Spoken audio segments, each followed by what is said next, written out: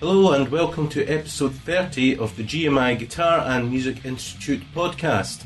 My name's Ged Brockie and today I'm going to be talking to Tim Clarke, quite an extraordinary individual who is an inventor, a musician, and lives in a log cabin in Canada. All will be revealed if you listen to this podcast. An incredibly interesting man with some great ideas and a wonderful invention that guitarists who are looking for a new bespoke way of bending strings will definitely benefit from. This episode, as with all episodes, are supported by videos, images and links found on the GMI website, which can be found at www.guitarandmusicinstitute.com. So coming up is my interview with Tim Clarke from Canada, the inventor of Pitch Pilot.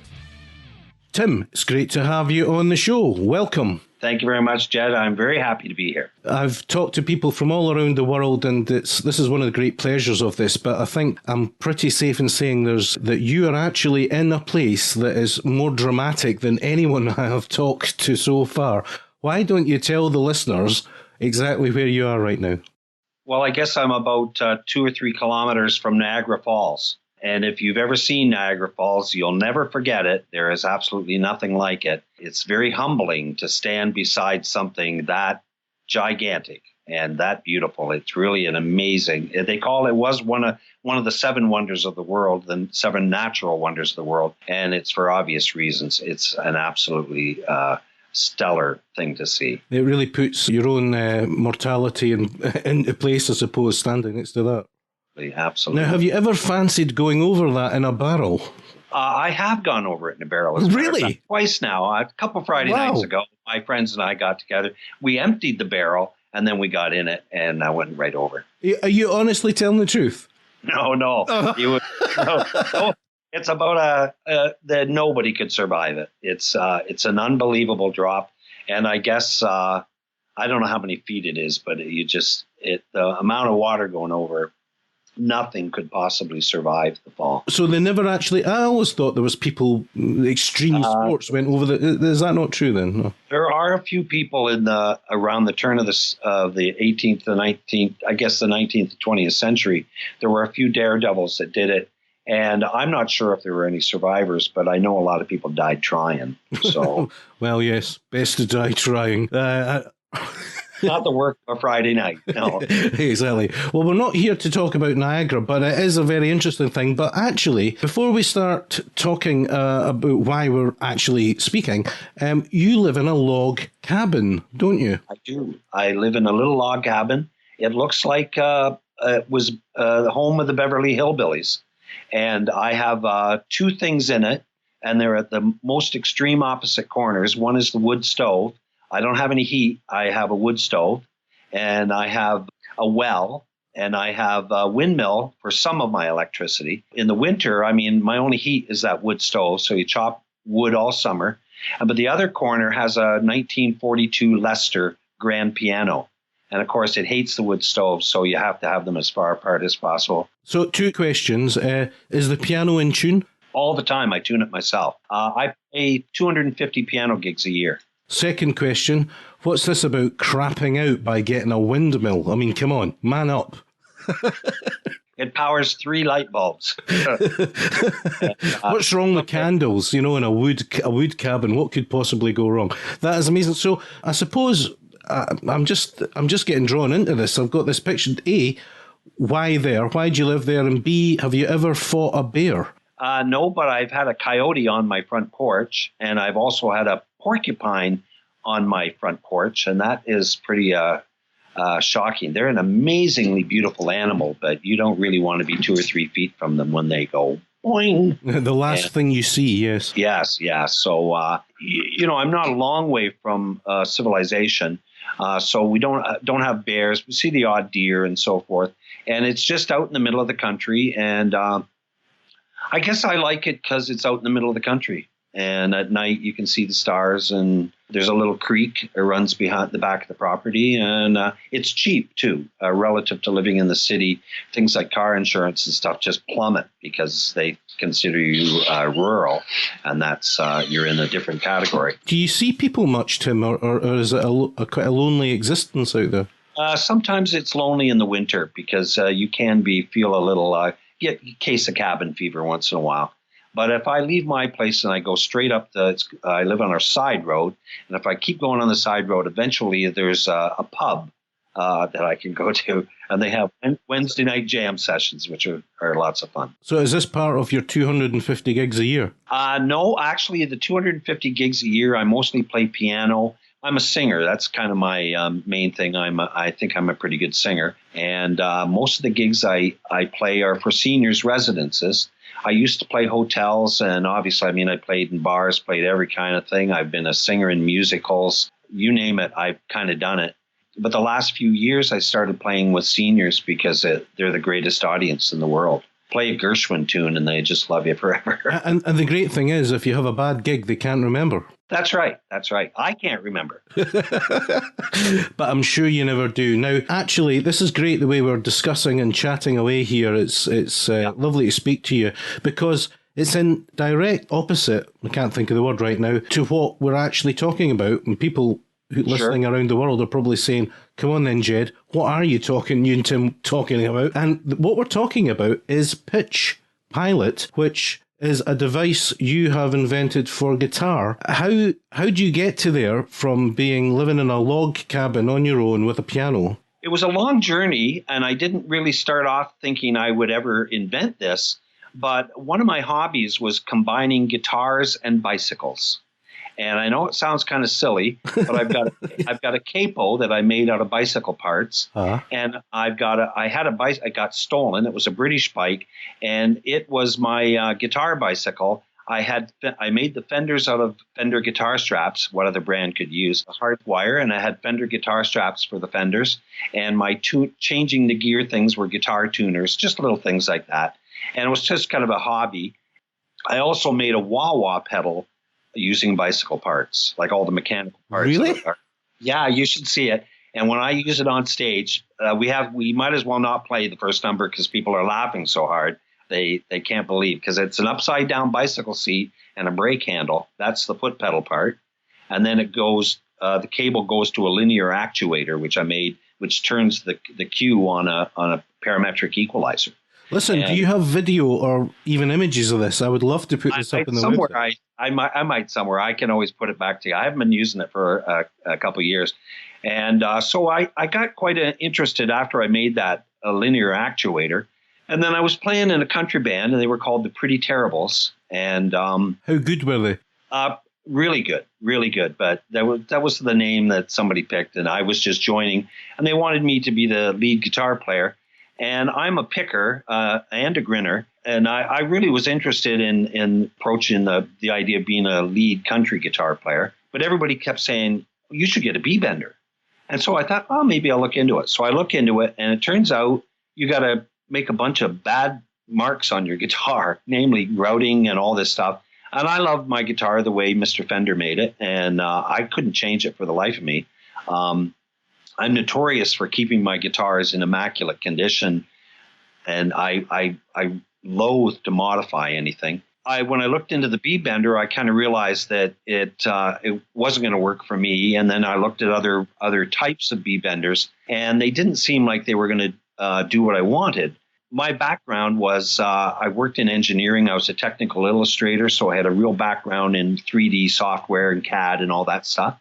And I thought maybe I could come up with another kind of B-bender. Can you just explain to the listeners what a B-bender is, just in case they don't know? Well, the B-bender, I think, was invented by a guy named Clarence White, who was one of the bandmates in the Byrds. And he wanted to get that pedal steel sound that you can get by lifting a note, a semitone. And his invention basically is the B string is pulled by a lever in the back of the guitar, which is connected to a couple other levers. And when they push down on the guitar with their guitar strap, it raises the B note, I guess, 2 semitones. And that's how you get that kind of sound. It's pretty ingenious, but like I say, it's heavy and it requires mods to the guitar, which I just couldn't bring myself to do. So again, I was pursuing this idea of coming up with another idea. And I spent a couple months in the world of CAD and 3D modeling trying to come up with something. And I had a couple good ideas, but nothing was really breaking through that would be, hey, that's really a revolution. And then, I'm not kidding, Jed, one day I was using a binder clip, just for the normal binder clip kind of thing. And something about it caught my eye, and I said, wait a minute. Probably a half hour later, I had it on my Dremel tool, and I punched a couple holes in it, and I took a handle from a nail file, put it on one side of the binder clip, and attached the other side to the tailpiece of my 1964 Framus. That was the first Pitch Pilot, and it literally was a binder clip and a nail file handle. It's actually still on the guitar some 5 years later, almost 6 years later. It has never failed, always works. That was the very first one. And I realized that I sort of stumbled on something that was truly unique. Got a couple friends, fellow players that were really impressed by it. And I thought, maybe this is something I should look into. I started pursuing the idea of getting a patent because the research said that there was nothing like it out there at all. So did you get a worldwide patent on this, Tim? Yeah, I have 6 different patents on it. The first one that was invented was for the Gibson-style guitars, and it really is a simple U-shaped spring with a handle on it. And there's not much to it. One side of the spring attaches to the tailpiece, then your string attaches to the Pitch Pilot and goes over your bridge in a conventional way. I didn't think it was going to work. I mean, the idea, I thought, well, that is such a cool idea. It's so simple, but I thought that it wouldn't stay in tune. But it turns out it stays in tune beautifully. In fact, there's a bridge out there that's called the Evertune. Their concept in some ways is similar to mine in that they've attached a spring to the end of each string. And what happens, it's very interesting, when the string is plucked, the spring that's attached to it, the torque matches between the string and the spring, right? So what happens on a sort of microscopic level is when the string is plucked, it pulls the spring out, but springs always want to return to neutral. So when the string is, as it's winding down the vibrating, the spring is always going to try and bring it back to that initial tension. And that's why that Evertune bridge works, because the spring recenters the guitar string every time. So Pitch Pilot also, the tuning stability is actually amazing because of that spring effect.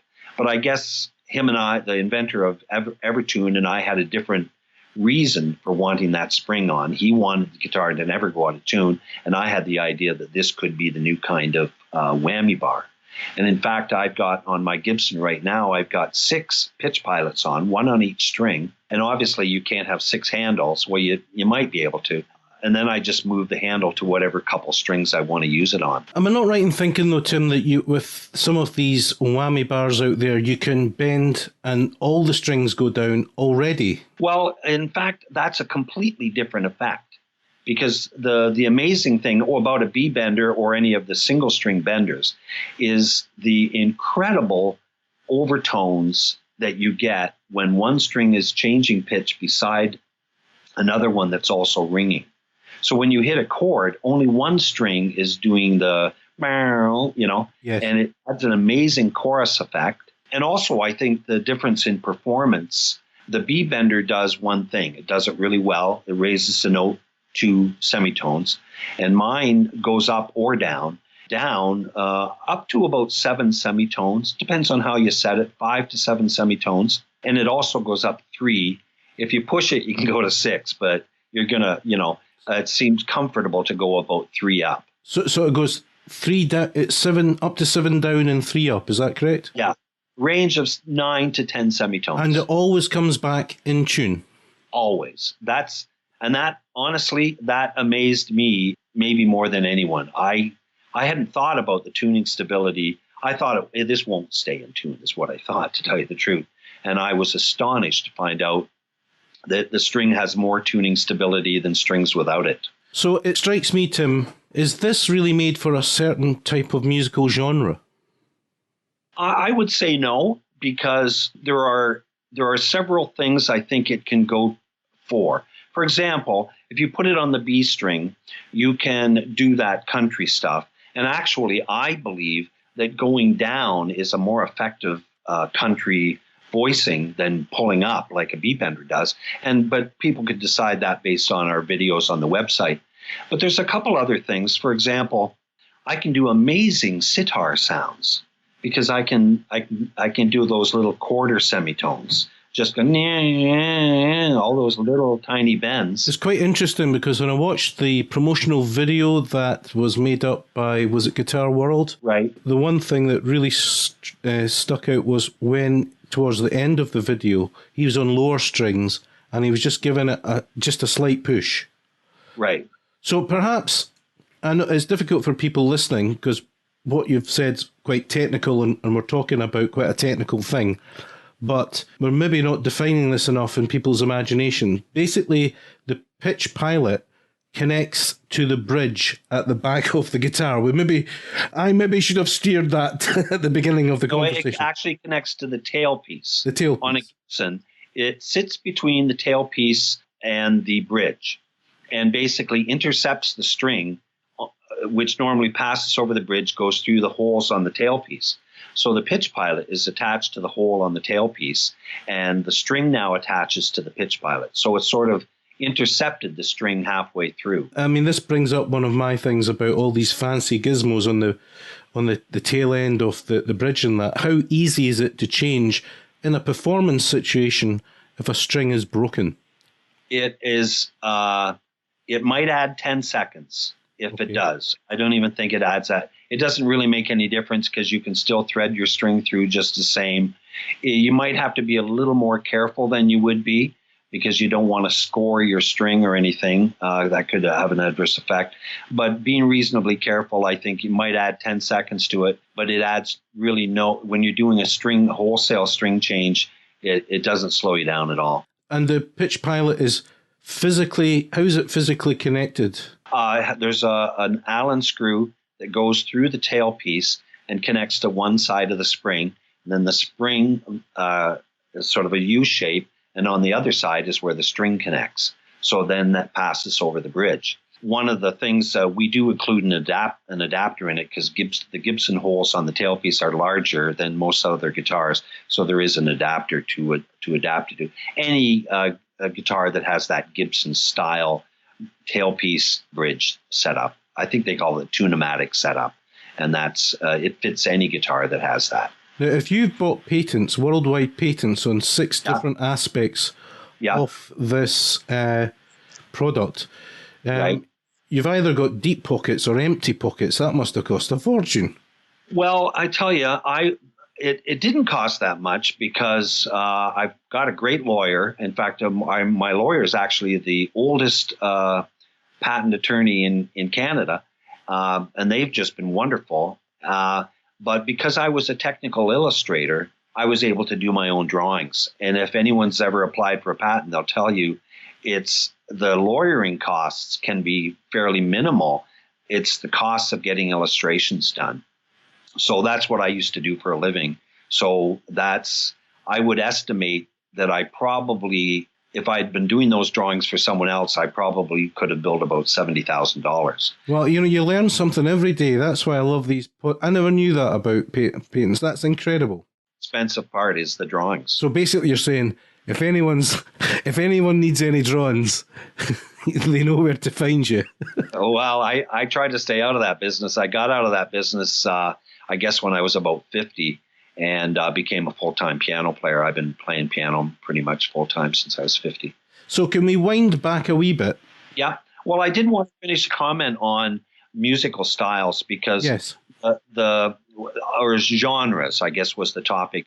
And I think the guys who play metal, and I've actually sold more Pitch Pilots in Norway and Sweden than any other place, the home of death metal, because this thing, put one of these on your low E and dive bombing 7 semitones is unbelievable.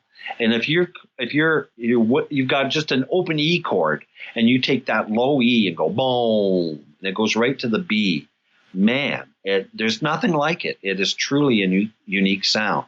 I would say if they want to have one on the B string, they might get some country sounds out of it. But I put one on the B and one on the G and get an amazing chorus effect for chording. So I don't think it's limited to genres. I'm not a jazz player, but when I play it, I can come up with some pretty jazzy things. And one of the other things it does better than I've ever heard a guitar do is human voice kind of patterns, because suddenly you have a range of 10 semitones like a violin does, right? There's no stops, right? One of the real advantages of Pitch Pilot in the future, I think, is, my opinion anyway, the world of guitars, synthesizers has never taken off, because sure, you can make your guitar sound like a violin sound through synthesis, but you can't do the voicings that a violin can do. And so now all of a sudden you've got a little handle that gives you a range of up to 10 semitones, and you're actually able to do a lot of trombone sounds or violin sounds where you want that straight note up and down without the frets. And so I think I rented a guitar synth a while back, and I was blown away by how I could make some of these. Sitar was absolutely amazing with a Pitch Pilot, because those little quarter note, Yeah. got it, and it just does it beautifully. So I don't even know what the range, the limitations might be, but I don't think there are going to be any. I mean, it's ideal for doing country on the B string, but I know I just about flipped when I hit that low E and went down 7 semitones. That was the pitch in Pitch Pilot, but I wanted to go back to R&D. Right. Because you said this was about 5 years ago that you came up with this. Is that right? Right. Yeah. So what actually influenced you in your development? Well, that's actually a great question, because my initial invention, I was building them on my own bench, and I was using sort of blocks of brass for bases and platforms to attach handles. And then the only spring I had was sort of between these two things. And it was actually a lot more complicated structurally. And then the first time I went to a spring maker, I realized the whole thing can be one piece, the whole Pitch Pilot, other than the handle, because you want to be able to take the handle off. And I realized the whole structure could be one piece of bent metal. And the Gibson one is quite simple. I get a tremendous number of comments that people say, hey, I could build this on my own workbench. There's nothing to it. And of course, a great number of people have said to me, I invented this 5 years ago. And I go, well, I went and got the patent, so sorry. But you get that with anything. The Fender model is very complicated from the point of view of the engineering. And there's a very interesting thing that it's the first time I believe, in the history of guitar and I've got a patent on this, I've invented what is called the overhead bridge, where normally on a guitar, you've got your body of guitar, and your bridge is elevated from that. Your strings attached to the body, and they go over the bridge down the neck. Well, when I was working on the Fender design, I realized there's no room to go down. The strings are already less than a quarter inch from the body. I can't do that. So my structure, my design, I invented a bridge that the strings actually pass under, and then they go up. So now there's room to do something with it, such as put it on a spring and a handle. But the first thing was to invent the overhead bridge. And it's the first time anyone has ever had a guitar where the strings passed under the bridge. Tim, were you applying for these patents as your research and development process went forward, as you saw new things appearing? Yeah, in fact, I originally had patents on the earlier, more mechanical designs, and then when I realized I can do it all with one piece of metal, I had to go back and redo all my patents. Are you able to tell us what the different patents are, or is that a sort of trade secret? I can't describe too much about the Fender because it's not out yet. They say that patents are only as good as your ability to defend them. People come after you and they want to steal your design. They may just change a little bit of it or whatever, and you're pooched. right? And that's where, if you've got deep pockets, you can defend them and get lawyers and everything. And that's where a lot of companies will come in and just take something because they know the person can't defend it. So that's always a big chance. So security and secrecy, as long as you can keep it secret, are super important, because once it's out on the market, you've got a better legal claim to this is our invention and so forth. So you do try and keep things pretty secret right up to the minute that it's launched. Understood. Now, fast forward, and you started a Kickstarter campaign, which you're almost in the middle of. Right. I'm not sure if it's going to work. We're just trying to raise some of the money, the production money, to put the Fender in production. And we can do it without it. It's a case of having enough capital to do all the elements at the same time and have the packaging and all that stuff. When we first released the Gibson, we didn't have the packaging. We were sending out in envelopes, basically. And now we have the packaging for the Gibson. But ideally, our Kickstarter is going to give us some extra funding so we can have a proper everything sort of done at once. Well, I'll certainly be putting that up on the GMI website. Thank you very much. To get the message out there. I have a couple of questions about Pitch Pilot. The first one, and this might be a completely idiotic thing to ask, why didn't you just create something that attached and could affect all the strings one at a time, as opposed to each individual string? Well, I guess that's an excellent question, which I've never ever thought of. But that's why you are you. I don't know. I guess I wanted something initially that was my first goal was to make it tiny. Interestingly, I've got one here. The Pitch Pilot for Fender, it's the same size as a Fender saddle. I'm not sure if you're familiar, but on a Fender, there's 6 individual saddles. This is one of them here. That's a Fender saddle. And this is the Pitch Pilot. And you can see they're the same size. And the only difference is at the back, the Pitch Pilot goes around and one more loop and has room for your handle. And the string passes under the bridge at the front as opposed to going over the one on the Fender. So this is about as innocuous to your guitar. It's, very subtle. You'd have to look twice to even see you had one on your guitar. And that was, I think that's a very cool thing. I think if I had a large unit that had the 6 individual controls, then you're probably looking at it having to be a $300 item or something. And my goal was to put this in the hands of 17-year-olds, because that's always the future of music, is in the hands of 15-year-olds and 17-year-olds. So I wanted it to be as inexpensive as possible, so that a kid going into a music store on a Sunday afternoon, his mom's giving him a bit of money, and he can get one of these. That kind of brings me to my next question, and it's it's there's no easy way to put this. Yeah, it seems expensive. Now, I'm not saying it's not worth it, but right. It's trying to convince people out there that this is worth it. And how much would one Pitch Pilot cost me? Because I can get 2 for $120, which is roughly probably £95 and around €96. That's a lot of money for an optional extra. Well, on that subject, I'm the one in the company who is trying to push for the price being lower. And what's amazing is how much, people say, oh, it looks so simple, and it is, but there's actually a lot of the cost is the metallurgic treatments to make it last.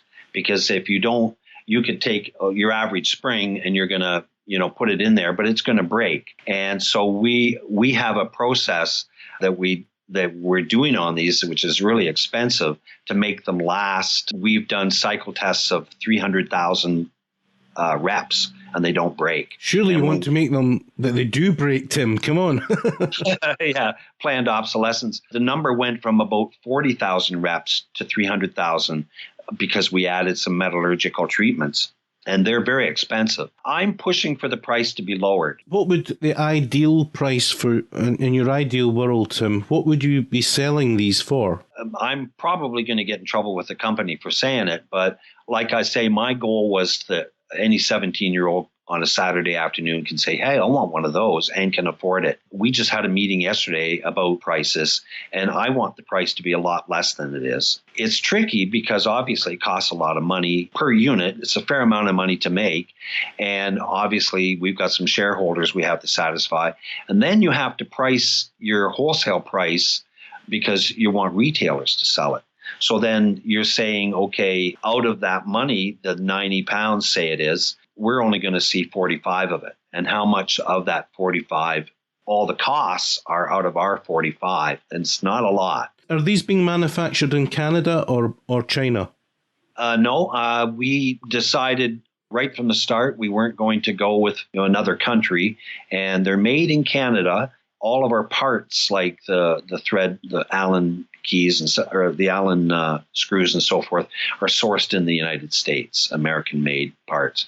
So we wanted to keep it with North America, as obviously there's a lot of isolationism going on in the world these days, and it's good. I think if you're an inventor, make the product in your country. You've got your neighbors; they're helping you with it in many, many ways. And the people I've met, the spring company, their company called Newcomb Spring, those guys have been just fantastic to us and helped us with the prototyping stage, and they're just awesome. I'm working on the pricing thing, and it's like when Henry Ford came out with the Model T a year and a half later, dropped the price to 1/3 of what it was. That's my goal. As it gets more cost efficient for us to manufacture and our cost goes down, to drop the price as fast as we can. I think it's great that you are getting it made in your own country. In Scotland, I certainly do, and I know lots of people do, try to target Scottish goods, because we now live in a world where we can buy locally, hopefully things that are made locally, and that we can sell worldwide. That's right. That really is the way of the future, I think. Source locally, create locally, sell globally. That's what we're kind of hoping to do. I'm as astonished as anybody that our sales are Sweden and Norway as our biggest sales. Well, the States, but those two are actually in the lead if you add them together. I'm fascinated. One of the trickiest things with any new product, and especially in the case of our product, Pitch Pilot, it really is myself, my brother, and a couple other people who've been helping us. And we don't have a budget that's going to let us do market research and so forth. And one of the trickiest things, I think, when you're releasing a product is, where do you draw the line in terms of the form factor? What's this thing going to look like? What is the functionality? All those things, you got to draw a line in the sand and go, okay, we have to release it because we can't keep playing with it forever. So my goal has been the idea, okay, we've released it and we want to get feedback from users about the merits and the problems. One of the first things that we encountered when we first released it was people were concerned about palm muting, being able to palm your bridge with the Pitch Pilot in place. And we, at the time, had a handle that went forward and had a back part of it. And you could turn the handle sideways, but it didn't really get it out of the way because of that backward-facing handle. So I went back. I basically have a bag of those double handles that are going to go to scrap metal eventually, based on users' feedback. And this was only, in the first couple months of release, I realized that that's going to be the biggest objection, this palm muting issue. I went back and redesigned the handle so that it turns completely out of the way and it's no longer in your way when you want to palm mute. Now, I don't think there's an inventor in the world who wants to stop working on the design, right? And you get ideas from users and you have your own ideas. And I think, I'm still, the Fender design it's not in production yet, so I can play with it right up until the last minute, and I certainly will, because you never stop improving. And I'm sure that every company that releases a product, the day it releases, they're going, okay, let's start thinking about version 2. Yeah, that's like we had Kloss guitars on recently, carbon fiber travel guitars. Right, yeah. Yeah, I don't know if you're familiar with them. Yeah. And that's exactly what they were saying. One thing that sort of occurs to me, Tim, because it would be fair to say that from what I've seen on the internet, it's been a mixed response to Pitch Pilot, and some people are just negative no matter what. Some people put up reasonable objections to this, that, and the next thing. For me, the biggest problem with it is the price. If it was much cheaper, that might not be possible. It would be a no-brainer. But what about, I have a guitar made by an incredibly talented luthier in southern Germany called Frank Crocker.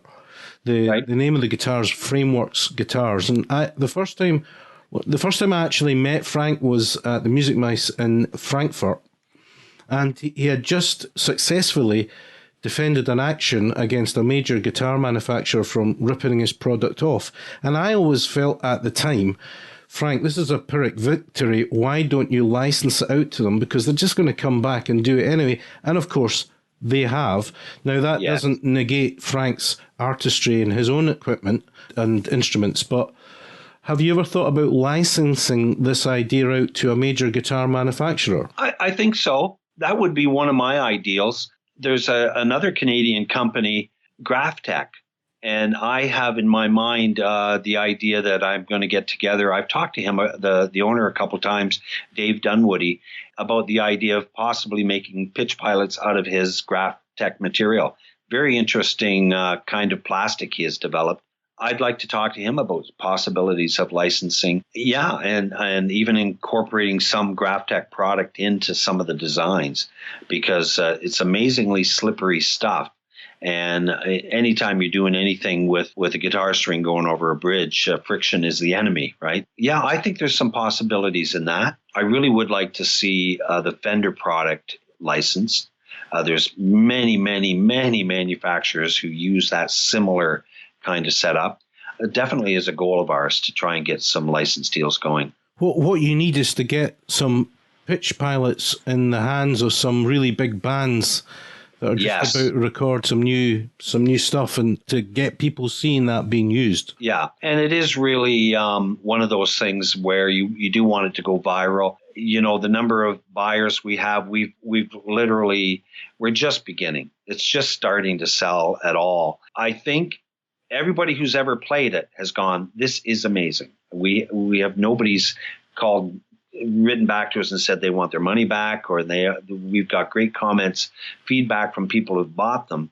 But it really is a case of you got to get them to try it. And I agree with you. I think the price point I feel is a little high.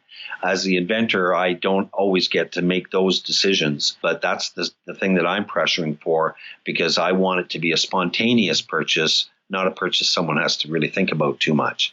And I think a good price point makes that possible. Will there be spin-offs from Pitch Pilot? Do you have other ideas around this, or would it be something completely different? Absolutely. We have the Fender model we're developing is for Stratocasters and Telecasters. But we've also got a design ready to go. It's got most of the patent is ready for it for use on the 3-barrel Telecaster, the old style. I've also got a bracket that's been adapted to put pitch pilots on melody makers, the ones that use the wraparound bridge. There's some great potential there because of lap steel guitars. A lot of them use that Gibson style wraparound bridge. Well, I'm in the middle of developing a pitch pilot that has a stop on it, that two semitone stop for guys with lap steels to do some of those pedal sounds. And there's 2 other projects they're in the works. One is Pitch Pilot for bass guitar, which I know it's going to be a hell of a spring, but it's doable. I have a prototype. It works. You can hold your finger in one spot and play, hold your fretting finger in one spot and play Walk on the Wild Side. Boom, boom. I have a feeling that could be much more popular. Yeah, it's definitely got potential. And the last one is probably the trickiest, is Pitch Pilot for acoustic guitar. And I've had a prototype working. The problem with the acoustic guitars, there are so many bridge designs. Whereas Gibson, you can go, well, there's a billion guitars with that design, tailpiece, bridge setup, and the Fender, the same thing. There's millions of guitars that use that setup. But when you get into acoustic guitars, they're different between models in the same manufacturer. So that's a real trick. And someday, I don't know, I've sat down with pieces of paper and tried to figure this out about putting a Pitch Pilot on a Bigsby. And I'm not convinced it's impossible, but I think it's going to be pretty darn hard. Well, it's been fascinating hearing this. It's been quite a technical interview at times, but I don't think that's such a bad thing. I'm fascinated by it. Now, I just wanted to ask, you're musical. Is there anyone else in the family who is musical? Absolutely. My daughter has a new album coming out. I thought she was going to bring one in me to show. She's a performance artist. Her name is Paige Cora. If you go on pagecora.com, you'll find her info and so forth. And she's a pretty great artist, singer-songwriter. And she has a terrific band. Her band is a bass and drums and cello and trombone and very, very interesting instruments. And she's a terrific songwriter. Any guitarists in there? Oh, yeah, there is a guitar player. I should mention, she has a guitar player. Well, I hope he's using Pitch Pilot. I don't know, actually. Maybe not yet. Come on, Tim, you've got to get him with it. I just gave her a box of them to give away, so hopefully she'll do that, and that'll happen. Perhaps we could run a competition on GMI for some Pitch Pilots. What do you think? Sure. I'd love to do that. I just sent you an email this morning about sending you some products. So maybe when we go off air, we'll discuss the potential of doing that, and we could get people to actually get Pitch Pilot in their hands, their sweaty little hands. Is there anything else you would like to tell us about it? How long till the Kickstarter campaign runs out? How long have people got? I think that runs down in about 4 weeks. Hopefully it makes it. That'd be great if it did. It would be very helpful for me to have a little more capital to work with. I think the most interesting thing about Pitch Pilot is that there are very, very few effects, if you will, that actually modify the physical string. I believe that the reason guitar has always been so popular is because of the direct connection of your fingers to what's making the music. Now, a piano player hits his piano key, and there are something like 9 different mechanical actions that happen before the string gets hit. But with guitar, you're touching the strings, you're making the noise. And so unlike an electronic effect that's going to do something, it's really doing it after the string. And so Pitch Pilot is the first device in a long, long time that actually physically changes the string. And I think that's pretty significant. And I think that's why there's a big future in it. And I'm really hoping that my users give me as much info about the product, what they like about it and what they dislike. Because otherwise, I'm working in a vacuum. I don't want to work in a vacuum. I want to get people involved, and I want to hear their ideas and improve the product together. That'd be my goal, that it was almost designed by all the guitar players. Well, certainly in today's world, there's never been a better time for the evolution of great ideas. Well, Tim, it's been fantastic speaking with you.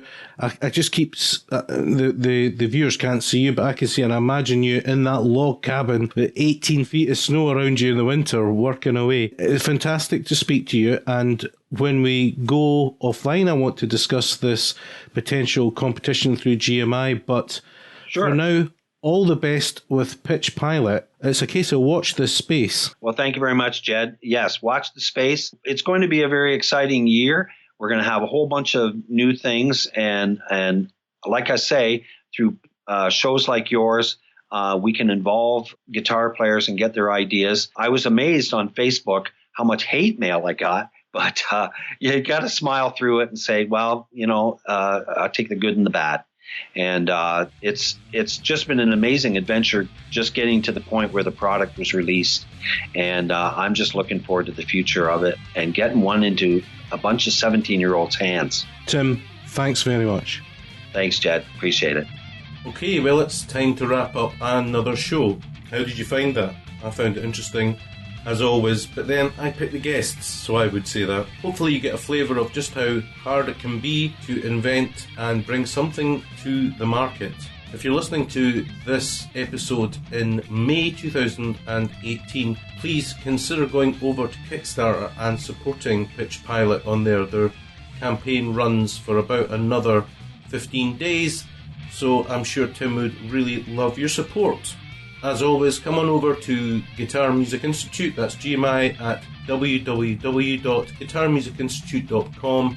We're always adding new content for guitarists around the world, so all that needs to be said now from me, Ged Brockie, is thanks for listening. Until the next time, bye for now.